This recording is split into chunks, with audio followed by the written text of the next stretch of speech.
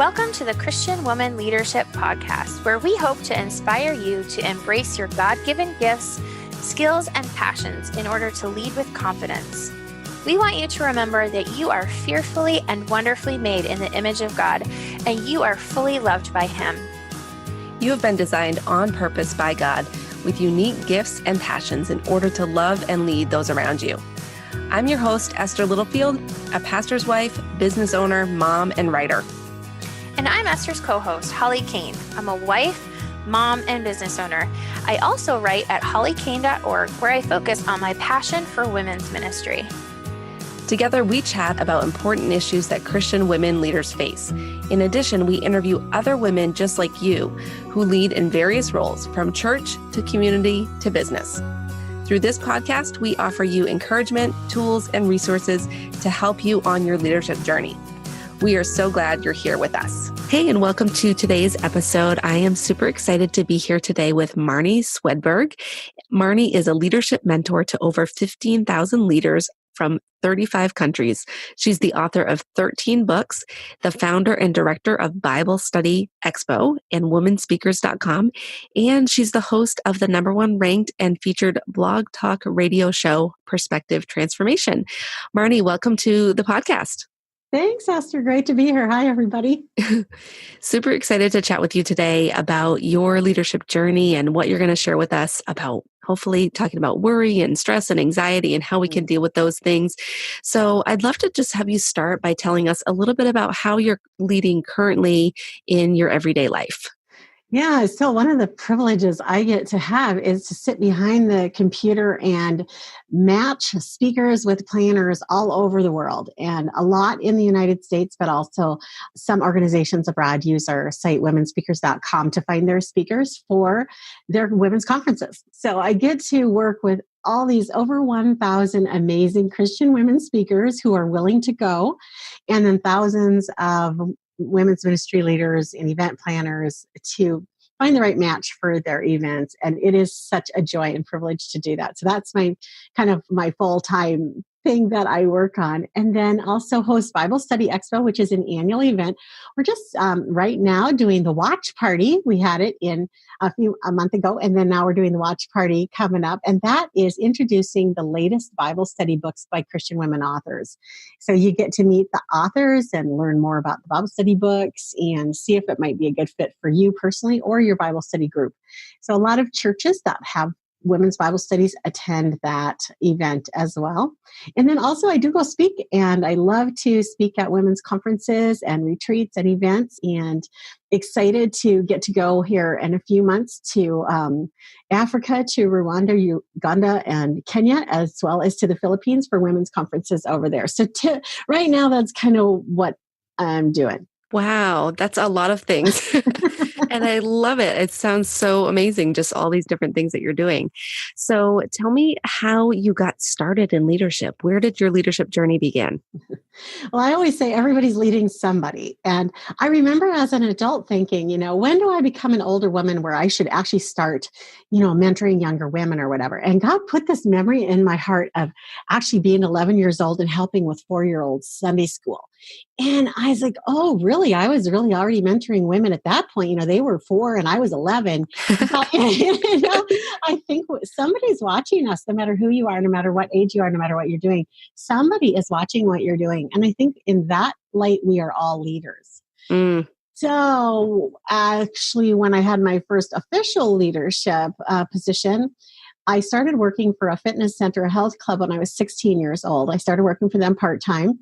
And I went on to graduate high school at age 17.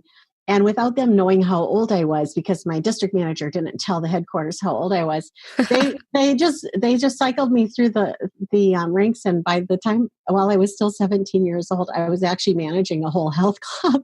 Wow. So it started really early for me, Esther. And it's something I've always loved to do. Is I call myself a cheerleader. I really love to get behind somebody who has some talent, has a gift, has a vision, and just really help. And then over the years, God really shifted that cheerleading role into a mentor role where I had done a lot of things. I mean, I've written books, I've written and published songs, I've traveled around the world to speak, I've done all these things. We owned a restaurant and we owned a retail store as a family. So, I mean, I've managed businesses in different industries. And I always loved sales. So I've been a salesman and a sales manager. So there's all these things that I've done, as well as walking with Jesus since I was tiny. So there's all these things I've done that I can come along beside a lot of people in a lot of different fields, especially leaders, and just encourage, help, and provide some next step type counseling and coaching.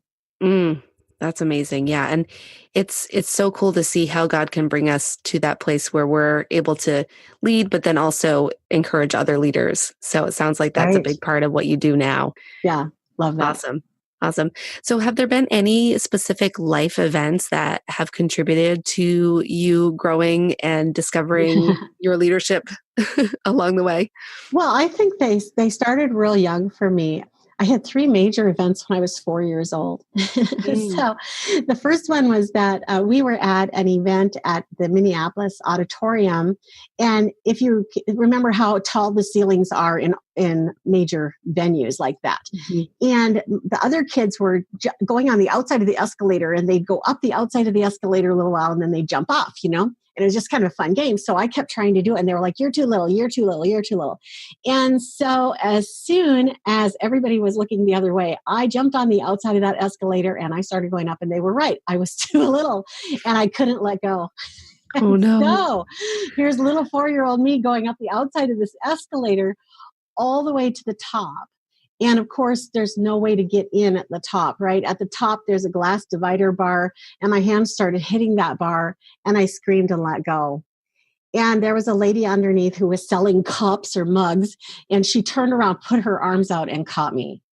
That was a traumatic experience. Another traumatic experience at age 4 was that I was petting the neighbor's Doberman pinscher across the gate, across the fence. And it was purring at me because I knew what cats did. They purred. And so I thought the pinscher was purring at me, but it wasn't. Yikes. And pretty soon I found myself on my back looking straight up, and it had knocked me over, knocked me out. And then there was another one. There was a huge lightning storm, and it actually cut the tree right outside my bedroom window in half. It just came right outside my room, made a huge noise, cut the tree in half. And it was a pretty traumatic season for me at 4 years old. And I remember going to a thing at church, and they were talking about heaven and hell. And that this was going to be the biggest thing that had ever happened to you, is this choice to go to heaven or hell. And Esther, that's kind of when I realized that I was a sinner. I needed Jesus.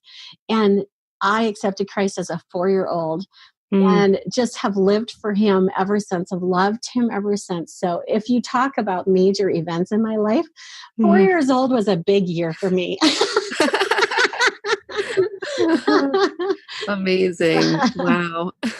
And then, along the way, I've had a lot of people who were ahead of me on the journey, district managers, different people who knew things that I didn't know but needed to know, coaches. I've hired a lot of personal and professional coaches over the years. And this has really equipped me now to come along and do the same thing for others.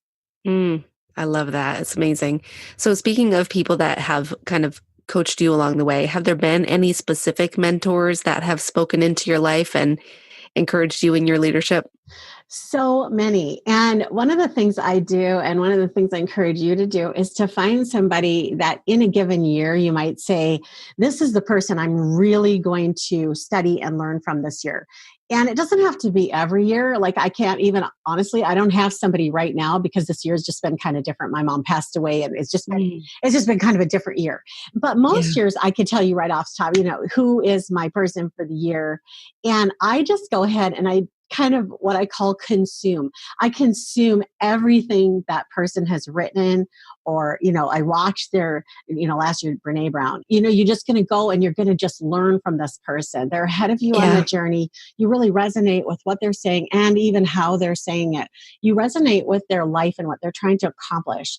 And you just say, okay, I'm going to study from this person. And sometimes you even get personal coaching from them. But a lot of times people have enough stuff out there now. You just read their books or listen to their books on audio and like that. So, and I'm just going to say there are so many people, oh my goodness, and it doesn't always have to be Christian people. Tim Ferriss is a person that I learned a lot from. Brian Tracy, all kinds of people who aren't really just Christian people, but I like to predominantly sit under the teaching of Christian people because they have a godly worldview, and that's where I'm coming from. So I usually resonate best with them. Yeah. Yeah. It's such a good point that we have so many things at our fingertips that someone who wants to be mentored, if they don't find someone in their real life, quote unquote, real life, they can find someone that they can follow, like you said, and consume a lot of free content, easy to access with the world we are in right now, like podcasts. Well, exactly. Yeah. And even if you do end up paying some money, it's really worth it. I always say, like I do per minute coaching, so people can get in my brain for as little as 15 minutes at a time. That's awesome. 15 minutes can sometimes save you 15 hours. So there's a little bit of a fee to that, but then you know exactly what your next steps should be.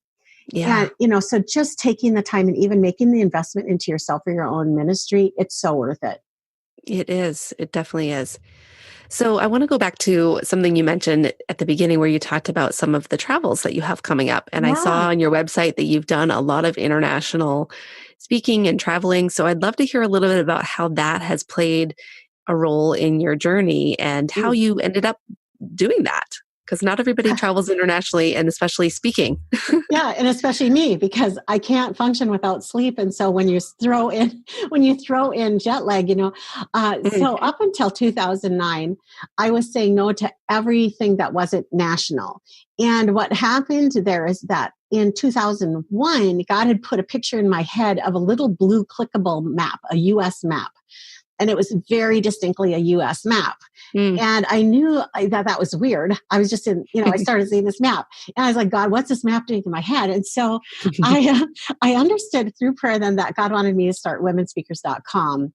And to be able to have it be really easy for people to find speakers right near them, that they wouldn't have to pay this huge travel expense. Because a lot of times you have a speaker you want to bring in, but you don't have the $4,000 or whatever to get her there and pay for all of it. So if they could just find speakers close to them, and this U.S. clickable map was how I was supposed to go about that.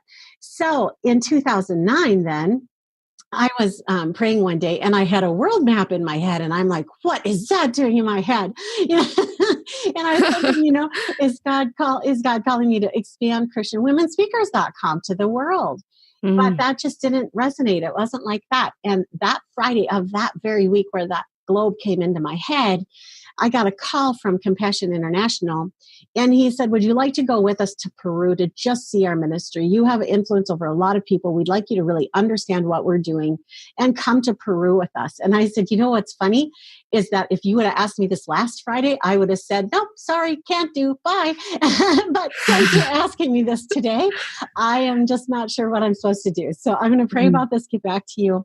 Prayed about it, had a really big green go light. And just that kind of started then that trip where God just literally called out of the blue and invited me to go and not speak, just to go and visit another country. And it was, way out of my comfort zone. It was Peru, so it was in the same time zone, which was like, okay, good, I can do this. Yep. And then later God started giving me the courage to go even into different time zones. And what I see is him being absolutely bigger than my weakness. He is so amazing. And whatever it is that he's calling you to do, and you're going, I can't possibly do that like everybody in the Bible did, And but he's like, yeah, you can, because I actually know how I created you. And then God says, I get to be strong in your weakness. So where you are weak, I am strong. And so what I find is that it is super challenging. I pray more when I'm traveling internationally than I do when I'm local. Because the travel, especially the travel is, Yeah. mostly I got in impoverished nations. And so the travel is so terrifyingly dangerous. It is just so dangerous. Yeah. And so I'm just sitting in the car going, Jesus, Jesus, Jesus, Jesus, Jesus, Mhm. Jesus the whole time. But this is Yes. good. This is a good thing. It's a lot of trusting for sure. Yeah, It is. the scaredest I've ever been is riding in a vehicle in Guatemala. Absolutely. Definitely a scary experience. I still look back to the first ministry report I gave after I got back from my first international trip in a impoverished country, and I look back at it now. It's like I didn't tell him anything about ministry. All I told him about was the travel. That's all I could think about. But when God has you in a new situation, and you're just in so far over your head, and I can't possibly succeed here unless God really flows through me. What an amazing position to be in. And that's where he really likes to take us. He likes to take us into the deep waters where we're going to drown if we aren't looking in his eyes. Yeah, absolutely. So you have a speaking career and you have been a business owner, lots of other things. So I'd love to find out, how did you kind of uncover how you're wired and these different giftings and natural abilities or spiritual gifts that God has given you? What were some of the ways that you discovered those things? Another thing that happened when I was 4 years old is I started kindergarten. And it was too early. And so I always struggled all the way through school. I always felt behind. I was just not cognitively ready. And I had some terrible experiences at the beginning of my schooling. And I really, Esther, never learned to read until I was an adult. Wow. And so I just struggled, and I would sound out the words and I could make it happen. But I studied a lot and I got terrible grades all the way through. And I very test phobic, and school was always just a real challenge for me. But when I got out of school, as soon as I was out of school, within a few months, I was free and I could read. And I was able to relax enough that my brain could understand that it was okay to just relax now. You don't have any grades pending. You don't have any, I'm going to fail this year or whatever. I could just relax and read. And then once I started, then you couldn't stop me. I would read hundreds of books, just catching up on life. Yeah. And so what I learned from that was how to survive in a situation that was really set to kill me. I could not learn like everybody else could learn. I couldn't perform like everybody else could perform. I couldn't get the grades. I couldn't, get the approval that I was seeking. And so I had to learn how to do that differently. And one of the things that I teach now is the uniqueness of you. And I spell busy, best unique strategies for you.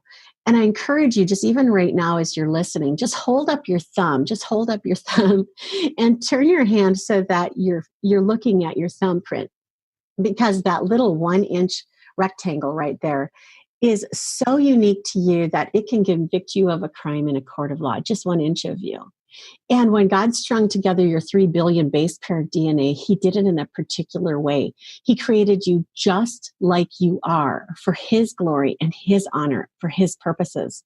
And I was really struggling with this one day as I was an adult and I was married and I had kids, and I still like, God, why did you put me through that torture of all those years in school being so difficult? They were just torturous. And he said, well, because if you hadn't graduated when you did, you wouldn't have met your husband. And I was like, really? And it was true. I mean, I just had barely graduated and gotten out on my own. And that's when I met Dave. He was just in the cities for a few more months. I met him in Minneapolis. He was finishing his master's degree. He did easy. He was easy with school. And here God just allowed me to suffer really for 13 years in order to put me in a position to meet the man I'm still married to today, 36 years later. And all these ministry things in life that we've done together, the 3 children we have together and grandchild, it's just, there would not have been that happening if God hadn't taken me through that wilderness period. And during that time, as I was going through it, as I've been an adult, as I've worked with other people, that is really the main thing, Esther, is to recognize that you are completely unique.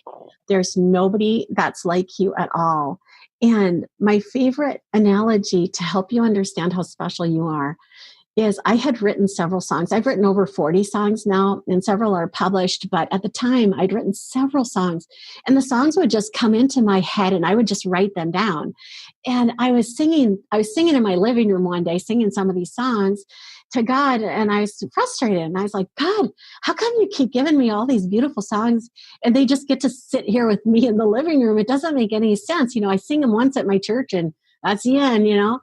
And he's like, but Marnie, this is the only place in the universe that I can come to hear these songs.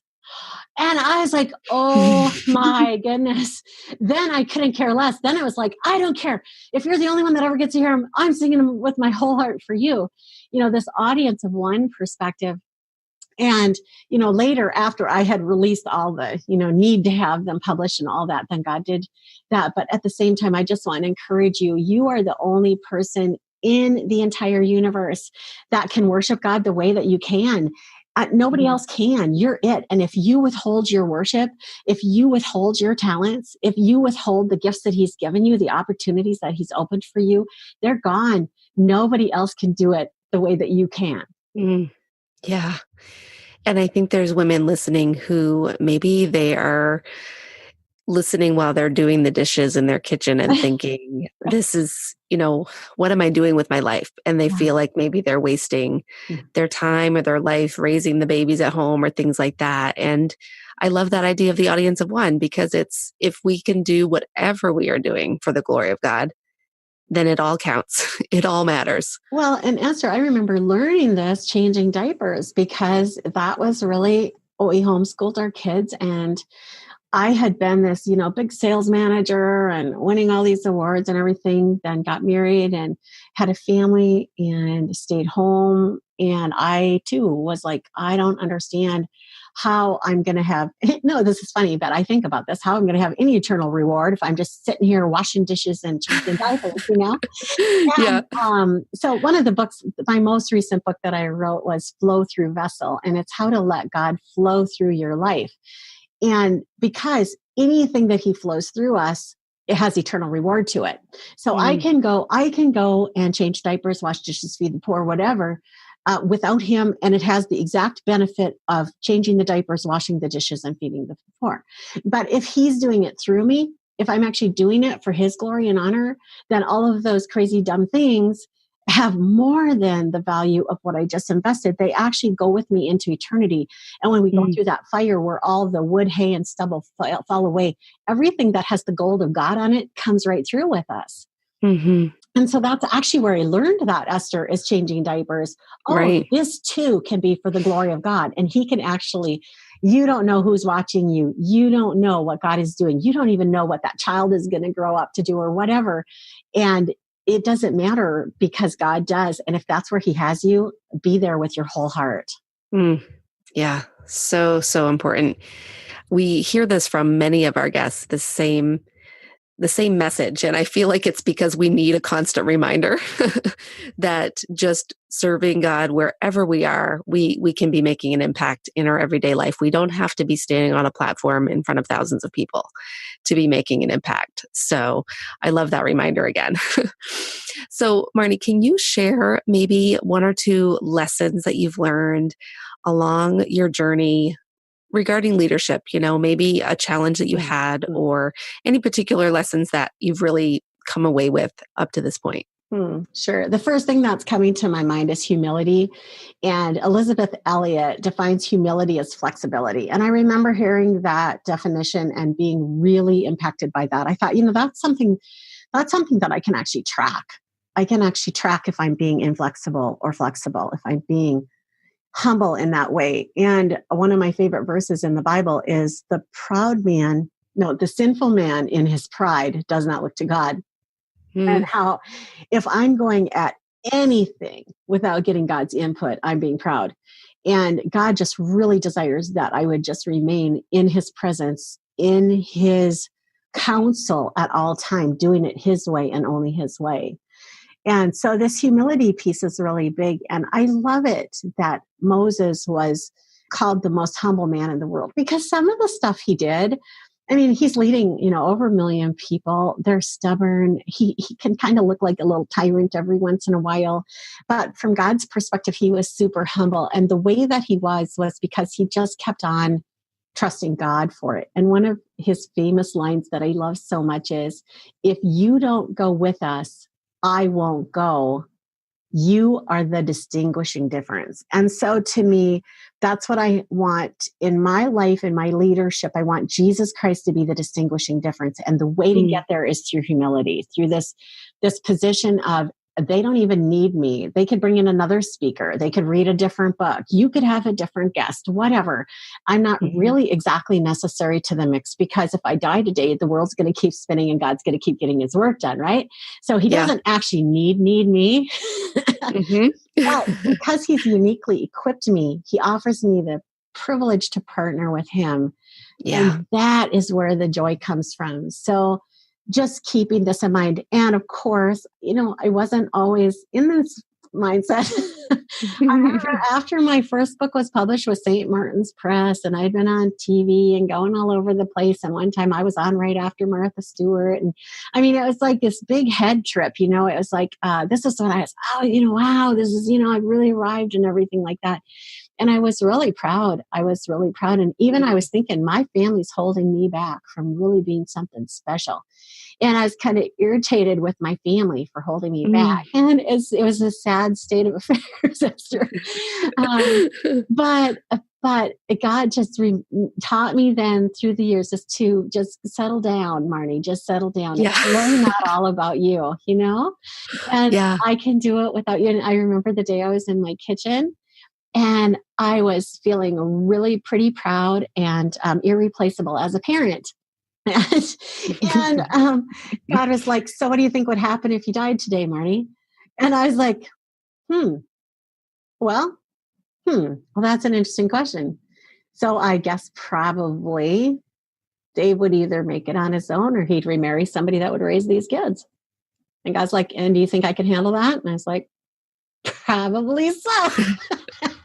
I don't like to think that you could or would, but yep, you probably could. And it really put me in my place. I was like, oh, right. Okay. Even as a parent of my own children, I am not irreplaceable. I am just getting the opportunity to serve here, to lead here, to be a mom, to be a mentor, to be a partner.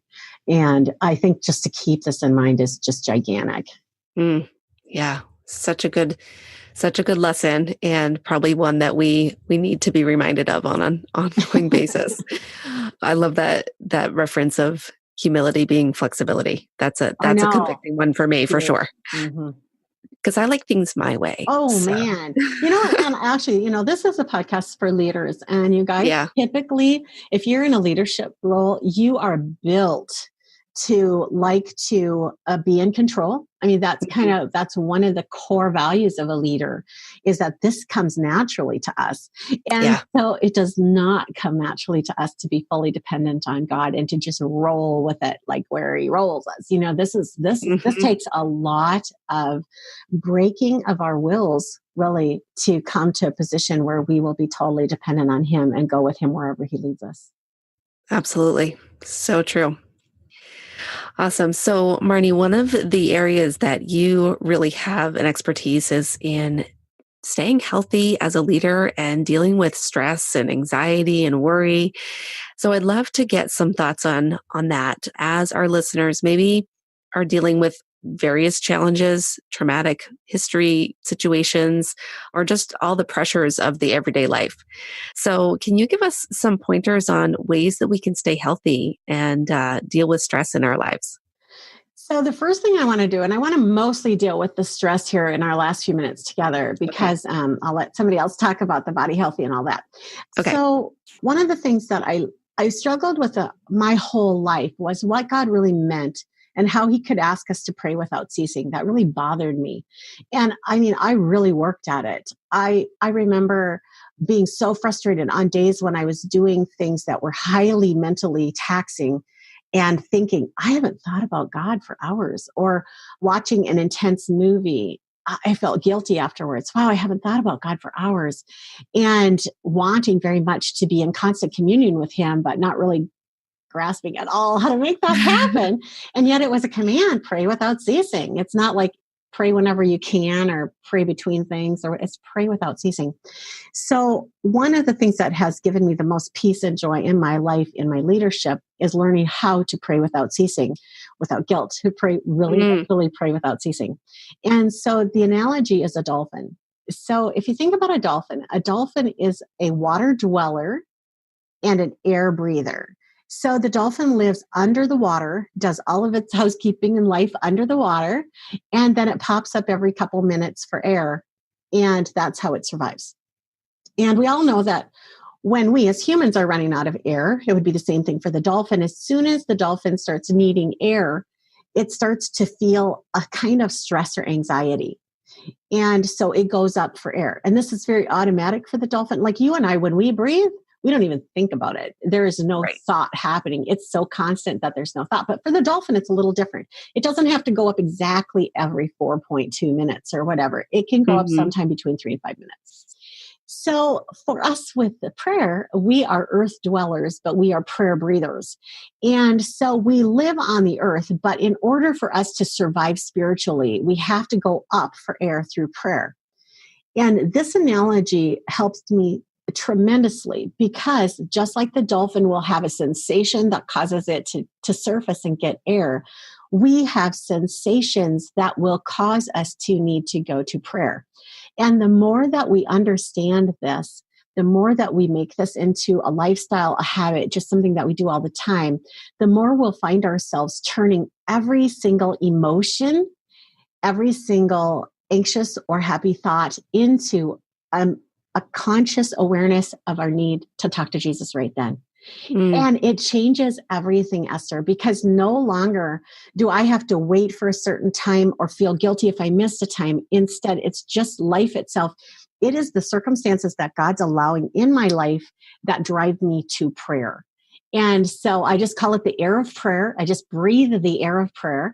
And that's what I encourage you guys to do too, as just the number one stress reliever, is get into this habit of breathing the air of prayer. Whenever you have a positive or negative emotion of any kind, recognize that it's your spiritual self saying, time to breathe. That's such a good analogy. I love that. And it's such a practical way to remember. So I love that example. What about habits and routines? Like, do you feel that having habits and routines can be helpful for us as leaders in staying healthy in our everyday lives? And do you have any examples of how you've done that for yourself? Absolutely. And habits and routines. In the Flow Through Vessel book that I wrote most recently now, I have a lot in there about habits. There's a whole section because people really misunderstand habits a lot. And we get really maybe down on ourselves because we can't break a bad habit or because we can't start a new habit, But I think of most of the habits that we have that are really troublesome to us are in the spiritual realm or in the deep down side of us where it's hard for us to even get at them. So if you imagine, being a 18-month-old, a 2-year-old or whatever, the habit that we learned that was the most destructive as a small child was independence.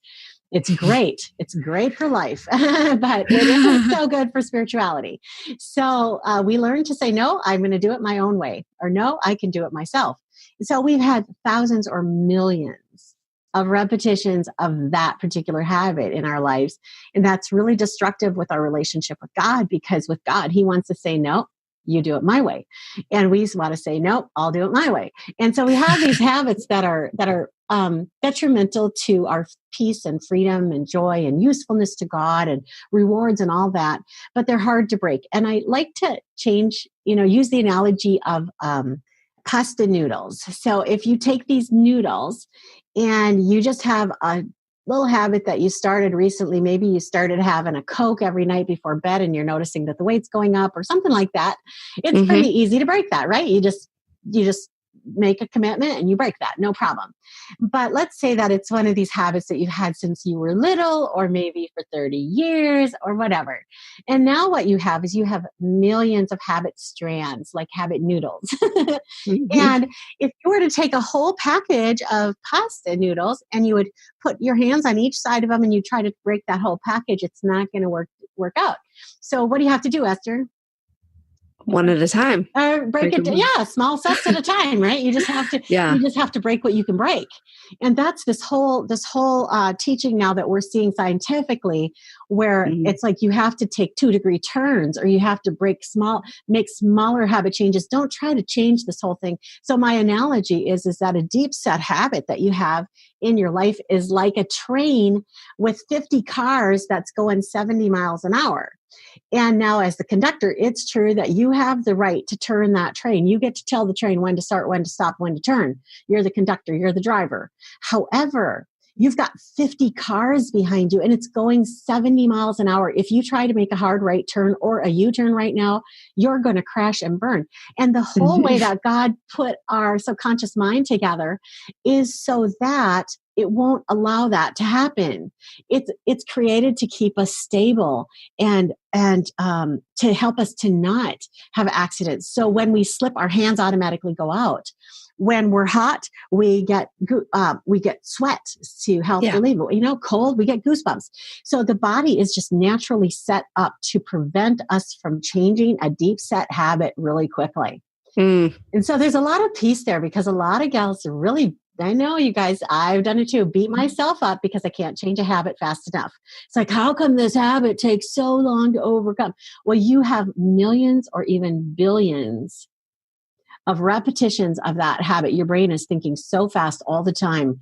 And you've been maybe having this particular habit or weakness in your life since you were tiny.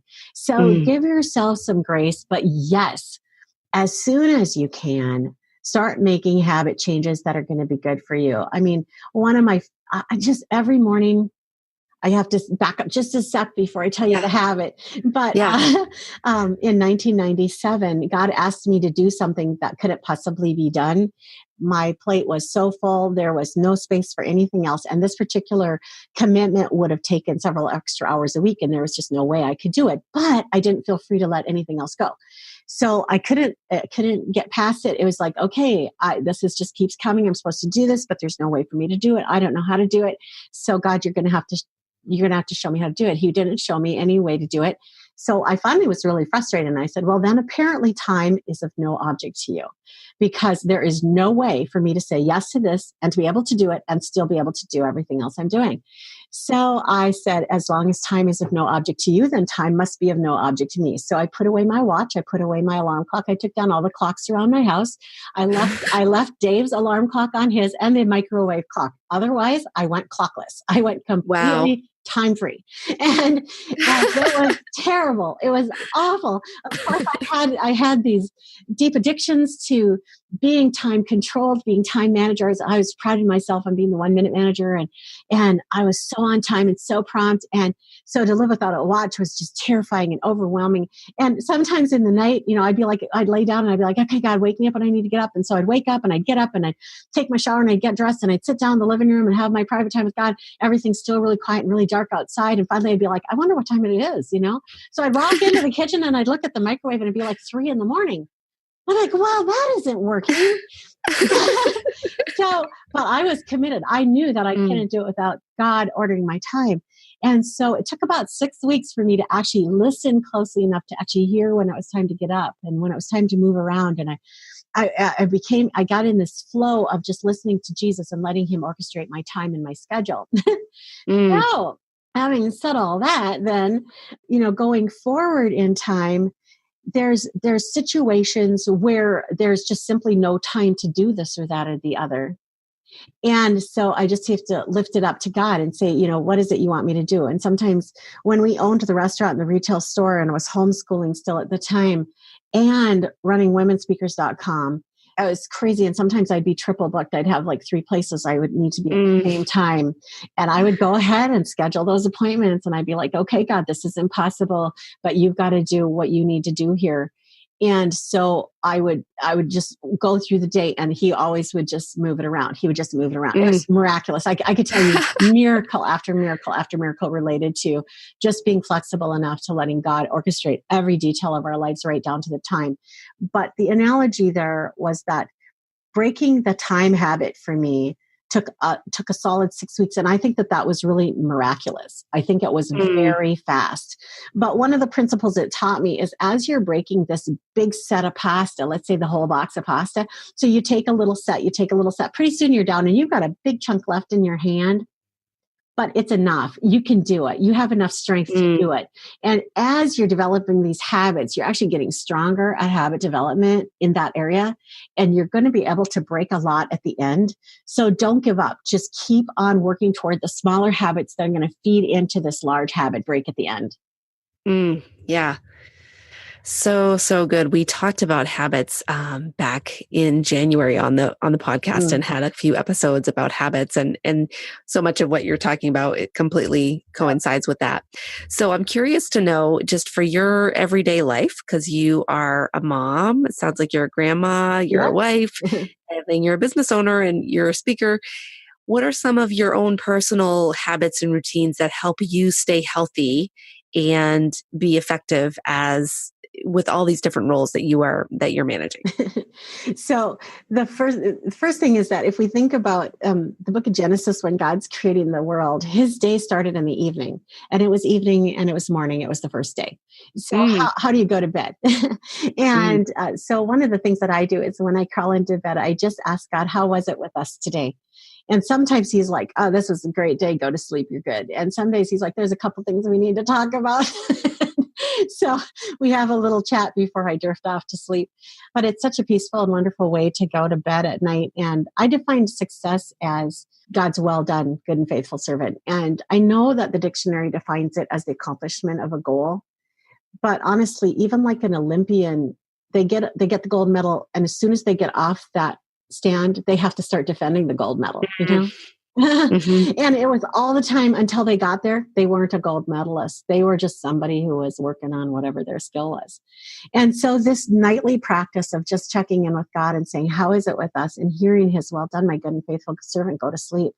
It's just this beautiful way to reduce the stress of the whole big life, all of the big things that have to happen, down to the nitty gritty of how was it today? What can we do better tomorrow? And then in the morning to just wake up, and I don't wake up to an alarm of any kind. So I just wake up with Jesus. I just wake up when he wakes me up, and I'm thinking right away the Lord's Prayer. And I've just personalized it, and every day it's a little different. But good morning, Dad. I'm just so happy that you're in heaven and not stuck down here with me on planet Earth, and that you're not, all worried about this, and that you can see the whole future, and that you have this whole day already planned out, and that I just get to get up and walk in it. And your name is so amazing. And I just go through the Lord's Prayer even before I get out of bed.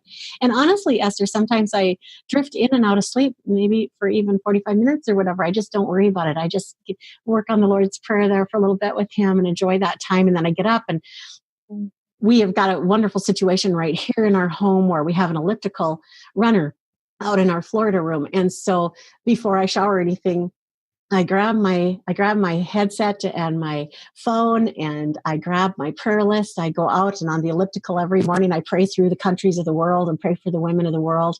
I also just do a lot of review of promises that God has made. I just have them on a piece of paper. So I'm listening to fast music in my head that's keeping my legs going fast. And while I'm praying, I get off that. I come in and take a shower. And as I'm showering and getting dressed for the day, I'm putting on the spiritual armor. There are so many things that we can do spiritually to prepare us for the day. And I don't want to miss this opportunity that I have to share with you, Esther, and with your listeners right now. You could make all kinds of great physical habits and still be a mess, a total mess. But when you work on the spiritual habits, everything changes. Yeah. Everything changes. You get to walk through your life with peace and joy and hope, and with faith and courage and confidence. And you become this more useful vessel to God. And that's really why we're here. Yeah. I love that point that you just made, because, if we're talking about wellness and staying healthy as women, it is easy to focus on all the external things that we can do, all the things that can keep our mind healthy, all the things that maybe, can keep our relationships healthy. But like you said, if our relationship with God is not the priority, then nothing else is really ever going to be fully in place or even matter in the long run, so really good, Absolutely. really good place to kind of start wrapping up our conversation. Mhm. So, Marnie, as we get ready to wrap up, if you could share any advice with a younger leader who maybe is Mhm. just starting out her career, her ministry, what would you tell her? Mhm.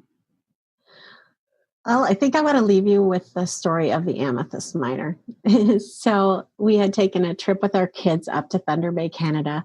And along the way, we got to visit an amethyst mine. And an amethyst is a purple gem. It's one of my favorites. And it's just beautiful. And so we went to this mine and I was all excited to see, the amethyst in the raw and all that. And so he takes us down and he's walking this group, the amethyst miners walking this group down. And we come to this wall of like just rock. It's just ugly rock. And he says, stops us there. And he says, so this whole wall here is full of amethyst. And I was like, really? Because I can't see any purple anywhere. But he was the amethyst miner, so I took his word for it. And he said, now the amethyst is all trapped inside of all of this stone. And so what we have to do is we have to get it out, but we can't use jackhammers or electric straws or anything like that because it would damage the stone. So the only thing we can use is high-powered water guns. And I was like, wow, that's kind of like the water of the word. That's kind of cool. And then he said, and this wall that you're looking at right here, this wall is going to take us about 70 years to mine. And I was like, wow, that's like how long King David said a person should hope to live is like 70, 80 years. And what was crazy, Esther, is what he didn't say.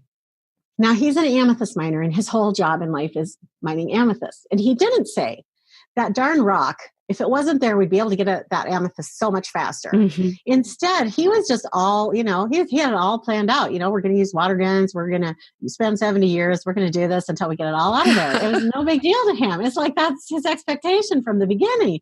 So this stupid wall of amethyst is going to take me 70 years. And he didn't say, it's the fault of the amethyst for having that stone around it. That's really why we've got this issue going on here. And he also was so enthusiastic and energetic at getting all that amethyst out. And I thought, what a picture of God to me as a leader, but also through me to the people I am leading.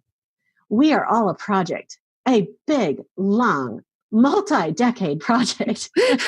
And God, our Father, is so patient to gently free the beauty from inside of us that he put there and get rid of the icky stone and the things that drive us crazy about ourselves and about everybody else. And he's so patient with us. We need to extend that patience to others too. But as it is with every flow through concept, the win-win here is that he can't really flow love and patience and grace through us until he first flows it to us. So sit at the feet of Jesus and receive the love and the grace and the mercy that he has for you. Because if you don't, you aren't going to be a very great leader. You're going to be an impatient, intolerant, proud, icky person to work with. And if you do sit with Jesus, some of that stone and yuck is going to be gotten rid of every single day. And little by little, we look more like Jesus. We're more fun to be around. We have better results in what we're doing. It's all about Jesus. And so keep your eyes there. Amen. That's perfect advice that we can wrap up with. So, Marnie, what we always close with is the fact that leaders are learners. And I am a firm believer that we need to always be learning, always be growing. So I'd love to hear what would be a recommendation that you might have, something you've learned recently that God's been teaching you, either through a book or a podcast or something that you've read in the Word, anything that you could just share that you would recommend us check out and learn as well. Well, I have to say that the thing that I've learned the most right now is about prayer. And there isn't a resource for you about that, but I've been just praying for years, really, for another marketing piece for womenspeakers.com. So I love to pitch the speakers to planners, and I love to watch the bookings come through and the connections come through. That's just delights me no end. But I keep praying, God, how can I do this better? And all of you, I know you're doing this too. You're like, what is the marketing piece that I'm missing? What is it that I could be doing this week or this month or this year that would really turn this thing around or kick it up another level, or whatever. We're all there all the time because we're leaders. That's how God built us. So it's cool.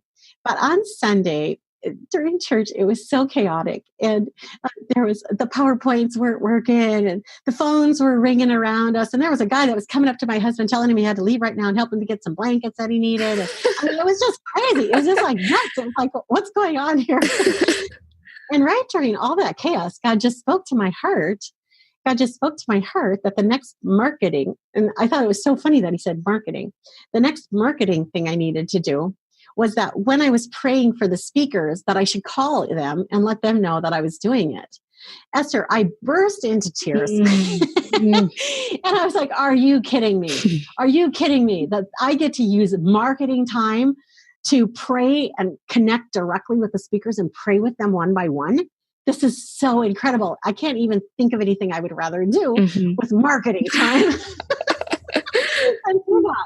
And it has been truly remarkable already in just this short period of time to see what God can do with just a couple minutes a day or an hour or two a day that we invest exactly the way that he calls us to do it. And if he should call you to prayer, oh man, run toward it. Do it, do it, do it. And one of my favorite books, I guess I can give you a recommendation here, that is Enjoying the Presence of God by Jan Johnson. Absolutely life-changing book as far as just how to incorporate prayer into every moment of your life.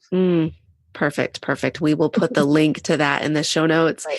And it's so funny because we've talked on some other episodes, episode 3 with Abby Reich-Rockenbach. She was actually my first interview, and she talked about marketing being her weakness. And she talked about the fact that she had an opportunity that came up and she felt the Lord speaking to her to not pursue it, even though it seemed by all accounts to be a great opportunity for her to pitch herself for something. And so like the worldly advice that is out there for marketing and for business, sometimes what God gives us is something totally different that doesn't make any sense, like in the world's mind. And like most people would say, prayer for your marketing time, that seems crazy. But God has much bigger plans for us than we can even know. So He does. He leads us exactly where we need to be. So thank you so much for sharing that. So Marnie, I know that people are going to want to connect with you. They're going to want to learn more about this women speakers opportunity that you have and other things that you've done, your books that you've written. So where can people connect with you? How can they find more out about what you do? Yeah, just over at Marnie.com, Marnie.com. And you can just tool around there. There's a lot of free stuff. There's also a membership there. If you want to get into the mentorship membership, just go ahead and check that out. And I would love to get to know you. I also do one-on-one coaching, just in the per minute. I don't do the long-term coaching at all. It's just if you need help for a couple minutes deciding what to do next or thinking about something, that's available to you there too. Awesome. Yeah, and we'll have all the links to all your places in show notes so people can connect with you. So check that out if you're listening and you want to find out more about what Marnie offers. So thanks again, Marnie, for taking the time to talk with us today. Thank you, Esther. And thanks, everybody. Have a wonderful rest of your day. Thanks for joining us on the Christian Woman Leadership Podcast. If you enjoyed this conversation, make sure you subscribe so you don't miss a future episode. We look forward to chatting with you next week. And don't forget, your leadership matters, and it's time for you to embrace your gifts and lead with confidence.